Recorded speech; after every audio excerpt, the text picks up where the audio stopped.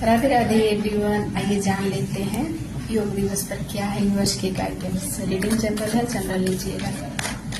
आप सभी को इंटरनेशनल योगा दिवस की बहुत सारी शुभकामनाएं। देखिए आपके लिए बताया क्या जा रहा है कि आपके जीवन में बहुत ज़्यादा संघर्ष है।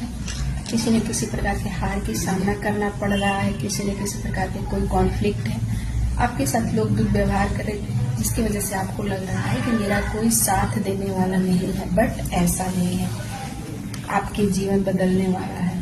बट इसके लिए आपको ईश्वर से कनेक्शन बिल्डअप करना होगा।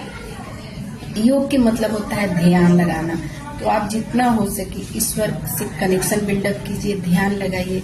यदि आप ध्यान लगाते हैं तो आपके लाइफ में बहुत कुछ बदलने वाला है और आपके साथ लोग जैसा भी दुर्व्यवहार किए हैं उसका न्याय भी आपको मिलेगा, आपको खुशियाँ भी मिलेगी।